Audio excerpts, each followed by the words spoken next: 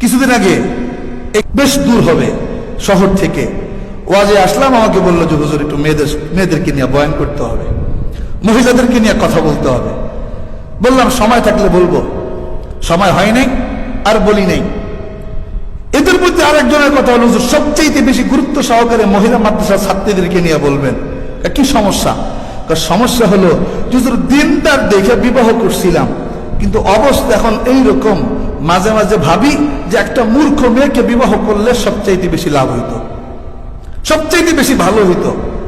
কিন্তু আলেমা দেখে বিবাহ করছি, আলেমা দেখে বিবাহ করে অবস্থা এখন এইরকম হয়েছে যে হুজুর এমন এমন এমন এমন কিছু আনুখা মার্কা মাসালা শোনায়।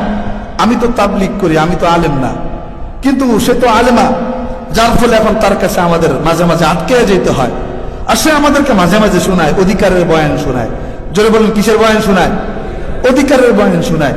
একটু আপনাদেরকে বলি, আজকাল শুধুমাত্র এটা মহিলা মাদ্রাসার ছাত্রীদের পর্যন্তই ক্ষান্ত না, এটা মহিলা মাদ্রাসার ছাত্রীদের থেকে শুরু করে এটা আজকাল এ সকল মেয়েরা যে সকল ফ্যামিলির সাথে ওঠা বসা করে এ সকল ফ্যামিলি পর্যন্ত এটা চলে এসেছে। কি আসছে বলতেছি এক এক করে। তার আগে আমার এখানে মহিলা মাদ্রাসার কোন প্রিন্সিপাল, মহিলা মাদ্রাসার কোন দায়িত্বশীল যদি থাকেন, কথাগুলো বিদ্বেষের সুরে নয়, কথাগুলো দিল ও কান দিয়ে শুনবেন। সমস্যাগুলো আপনারা চাইলে শিক্ষক হিসাবে এই মেয়েদেরকে সংশোধন করতে পারবেন। আল্লাহ পাক সকলকে সুন্দরভাবে বোঝার তৌফিক দান করুন। সমস্যাগুলো কি?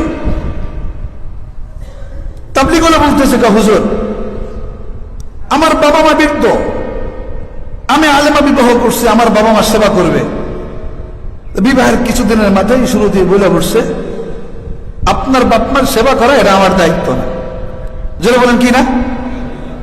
বেশ ভালো, উনি আলেমা মানুষ, কথা সত্য। আমি এক আলেমের কাছে জিজ্ঞাসা করলাম যে হুজুর যে আমার স্ত্রী এই কথা বলেছে, আসলে কথা ঠিক? তো ওই হুজুরও বলছে হ্যাঁ ঠিক, আপনার স্ত্রী যদি না চায় আপনার বাবা মার সেবা করতে তাহলে তাকে বাধ্য করতে পারবেন না। তো হুজুর আমি চুপ হয়ে গেলাম। ভাবলাম ঠিক আছে, আমার বাপ মার সেবা করার জন্য আমি একটা কাজের বউ আইনা আমি আমার বাবা মার একটা ব্যবস্থা করব, আর বাকি যতটুকু সুযোগ পাই আমি করব। আচ্ছা, কিছুদিন যাওয়ার পরে বললাম আমার এই পিঠাটা খাইতে মনে চাইছে, শীতকাল আসছে। রাগের ভাষায় বলে বসলো ভাত খাওয়াচ্ছি এটাই অনেক, পিঠা আবার বাজারে পাওয়া যায়, কিনে খান। তার কারণ ভাত খাওয়ানো পাকাইয়া আপনাকে, এটা আমার দায়িত্ব না। আপনাকে ভাত পাকাইয়া খাওয়ানো এটা আমার দায়িত্ব না। এই জাতীয় শব্দগুলো যারা আজকে মহিলা মাদ্রাসায় পড়ে আপনারা দায়িত্ব শিখছেন, দায়িত্ব, আর এই দায়িত্ব শিখে আমাদের যারা মা আছে, চাচি আছে, বর্তমানের এই জেনারেশনের ভাবি যারা আছে, এদেরকে আপনারা দায়িত্ব শিখাচ্ছেন। আমি আপনাদেরকে কোরআন থেকে দলিল দেই দায়িত্ব কি আর কি না সেটা পরে বলছি। আল্লাহ রাব্বুল আলামিন বলেন ওয়ামিন আয়াতিহি, মহিলা মাদ্রাসার শিক্ষকরা প্রিন্সিপালরা থাকলে ভালো, আপনারা আপনাদের এই ছাত্রীদেরকে যা শিখাবেন শিখানোর পাশাপাশি দায়িত্ব কোনটা এটা একটু শিখাইয়া দিবেন। দায়িত্ব এটা না এটা না এটা শিখাইতে যায়েন না, এমনি কাজ করতে চায় না, আবার যদি শিখাইয়া দেন এটা দায়িত্ব না এটা দায়িত্ব না, তাহলে ওই বউ বিয়ে করলাম আবার সাথে আবার বউরে খাওয়ানোর জন্য যদি আমার একটা কাজের বুয়া রাখা লাগে, বিয়ে করে তো আপদ মুক্ত হয় নাই, বরং আরো বিপদ মাথায় নিছি। ঠিক না বেঠিক? শোনেন কথাটা একটু বোঝার চেষ্টা করেন। আল্লাহ রাব্বুল আলামিন কোরআনে কত সুন্দর করে বলেন ওয়ামিন আয়াতিহি আন খালাকা লাকুম মিন আনফুসিকুম আজওয়াজান, এতটুকু একটা পাঠ, লিতাসকুনু ইলাইহা এতটুকু আরেকটা পাঠ, ওয়াজআলা বাইনাকুম মাওয়াদ্দাতান ওয়া রাহমাহ এতটুকু হলো আরেকটা পাঠ। পাঠ কয়টা বললাম? যারা বললাম পাঠ কয়টা বললাম? তিনটা। প্রথম পাঠ ওয়ামিন আয়াতিহি আন খালাকা লাকুম, আল্লাহ পাকের অনেক নিদর্শন আছে, অনেক নিদর্শনাবলী থেকে একটা নিদর্শন হলো এই যে আল্লাহ রাব্বুল আলামিন তোমাদের জন্য তোমাদের থেকেই সৃষ্টি করেছেন আজওয়াজান, তোমাদের স্ত্রী। খেয়াল করবেন শব্দগুলো কি কি? তোমাদের থেকে, এটা হলো প্রথম শব্দ। দ্বিতীয় শব্দ লাকুম, তোমাদের জন্য। তো তোমাদের থেকে তোমাদের জন্য। আচ্ছা, এই এতটুকু পয়েন্টে রেখে এখন একটা উদাহরণ দিব বোঝার জন্য। যেমন ধরেন আজকে এই ঘড়িটা কোম্পানি বানাইছে। আচ্ছা বলেন তো, ঘড়ির জন্য আমাকে বানানো হয়েছে না আমার জন্য ঘড়িকে বানানো হয়েছে? কথাটা বুঝছেন? ঘড়ির জন্য আমাকে বানানো হয়েছে নাকি আমার জন্য ঘড়িকে বানানো হয়েছে? আমার জন্য ফ্যান বানানো হয়েছে না ফ্যানের জন্য আমাকে বানানো হয়েছে?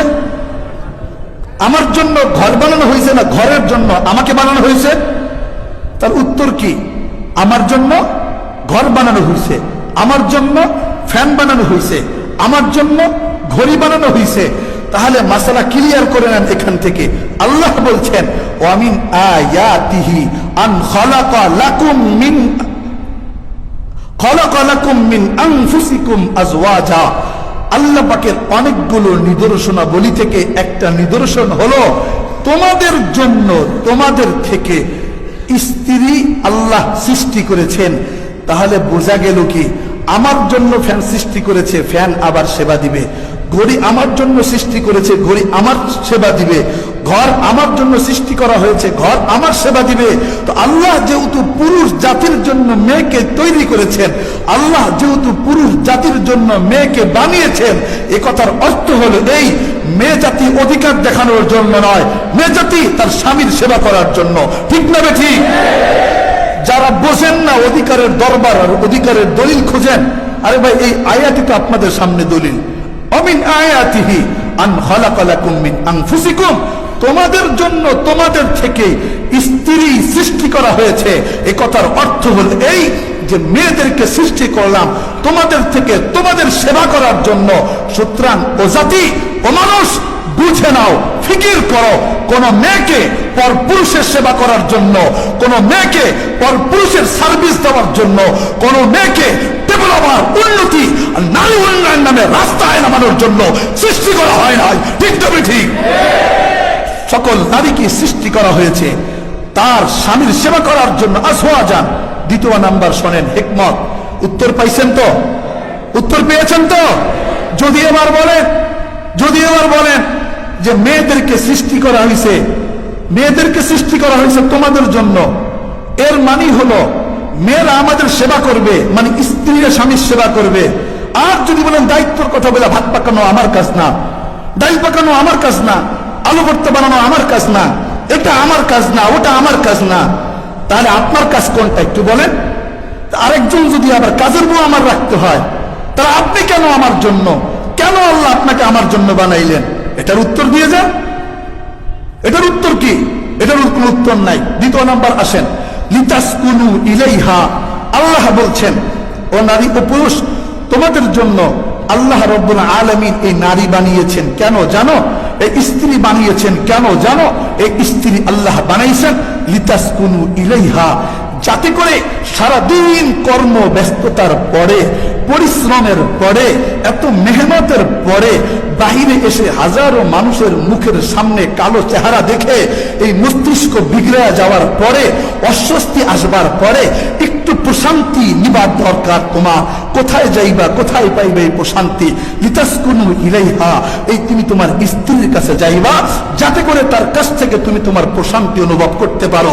সুতরাং স্বামীর স্ত্রীর কাছে গেলে মহিলা মাদ্রাসার আলেমারা যদি বলেন মাথা দেবা আপনার আমার দায়িত্ব না, পা দেবা আমার দায়িত্ব না, আপনার সেবা করা আমার দায়িত্ব না, তার ও নারী তোমার কাছে জানতে চাই, তা আল্লাহ বলছেন তোমাকে বানাইছে স্বামীরা তোমাদের কাছে গিয়া প্রশান্তি অনুভব করবার জন্য। তারা তুমি বলতেছো এটা তোমার দায়িত্ব না, তা আমার প্রশান্তি তুমি না দিলে দিবে কে? জোরে বলেন, দিবে কে? তখন তো নিরুপায় হয়ে একজন পুরুষ পতিতালয়ে যাবে, তখন নিরুপায় হয়ে স্পা সেন্টার খোলা হবে, তখন তো নিরুপায় হয়ে মেসেজ সেন্টার খোলা হবে। আপনারা যেহেতু আপনাদের স্বামীর সেবা করবেন না, তখন স্বাভাবিক অর্থেই আপনাদের পুরুষরা স্পা সেন্টারে আর মেসেজ সেন্টারে গিয়ে থাইল্যান্ডের মেয়েদের কাছে নিজেদের শরীর মেসেজ করাবে। এছাড়া আর কি হবে? আরে জাতি, এছাড়া আর কি পাবে? ঠিক না বেঠি? সুতরাং আলেমা যারা হচ্ছেন, 6 বছরে আলেম হন তো টের পান না। 6 বছরে আলেম হন, আমরা তো 18 বছর পরে কি হই? আলেম হই। 6 বছরে আলেম হন, এই জন্য গরমটা একটু বেশি। আমি তো এইভাবে বলি, ভরা বোতল যদি থাকে লড়াচড়ে কম, পানি যদি অল্প থাকে লড়াচড়ে বেশি। 18 বছর আমরা পড়ি, 6 বছর আপনারা পড়েন। 6 বছরের মধ্যে আবার একটু বলি, রাগ করেন না, 1 মাসের মধ্যে 10 দিন থাকে আপনাদের ছুটি, তো সেই হিসাবে মাসটাকে 3 ভাগ করলে 1 ভাগ ছুটি, 2 ভাগ ক্লাস করেন। তো এখন আরেকটু বলি, 6 বছর যদি পড়ে থাকেন তাহলে 6 বছরে 3 ভাগ করেন, 3 ভাগ করলে 1 ভাগ পড়েন আর 1 ভাগ পড়েন না, ছুটিতে থাকেন, আর 2 ভাগ হলো পড়েন। এ কথার অর্থ হলো এই, আপনার পড়াশোনা 4 বছর, এই 4 বছরের পড়াশোনা দিয়া আর 4 বছর তো খালি কোরআনের তর্জমা শিখতে, তাফসীর তো বহুত দূর কি বাত হে, এই অধিকার অধিকার শব্দ বইলা কি করে শুধুমাত্র এই সকল মেয়েদেরকে স্বামীর খেদমত থেকে দূরে সরাচ্ছে। কেন দূরে সরাচ্ছে? আল্লাহ পাক আমাদের সকলকে বোঝার তৌফিক দান করুন। এই আয়াতের 3 নম্বর অংশ, ও নারী এবার তুমি বুঝো, ওয়াজআলা বাইনাকুম মাওয়াদ্দাতাও ওয়া রাহমা। এরপরে আল্লাহ বলছেন তোমাদের মাঝে ভালোবাসা, হৃদ্যতা, অন্তরঙ্গ সম্পূর্ণ সম্পর্ক, এটা আল্লাহ রাব্বুল আলামিন সৃষ্টি করে দিয়েছেন। এখন একটা জিনিস ভালো করে বুঝবেন, প্রথম কথা, তোমাদের জন্য মানে পুরুষদের জন্য মেয়েদেরকে সৃষ্টি করা হয়েছে, এ কথার অর্থ হলো এই, মেয়েরা তার স্বামীর সেবা করবে। 2 নম্বর, যাতে করে পুরুষরা মেয়েদের কাছে গিয়ে প্রশান্তি অনুভব করে, সেবার মাধ্যমে তারা যে দিলের তখন প্রশান্তি অনুভব করবে। 3 নম্বর অপশন হলো, যখন সেবা পাবে, দিলের যখন প্রশান্তি আসবে, অটোমেটিকলি তখন স্বামীর দিলে স্ত্রীর প্রতি মহাব্বত তৈরি হবে। ঠিক না ঠিক? আজকে যারা অধিকার অধিকার স্লোগান দিয়ে ভাত পাকানো আমার দায়িত্ব না, ওটা আমার দায়িত্ব না, সেটা আমার দায়িত্ব না, তাহলে দায়িত্ব কোনটা? বাসায় বাসায় গিয়ে প্রাইভেট পড়ানো, বাসায় বাসায় গিয়ে প্রাইভেট পড়ানো, এটা আপনি দায়িত্ব মনে করেন, আর স্বামীকে এসে দায়িত্ব শোনাবেন। আরো অনেক কথা ছিল এই আয়াতের উপরে, সময় শেষ। আল্লাহ যদি তৌফিক দান করেন, আল্লাহ যদি তৌফিক দান করেন, আগামী জুমায় বলবো।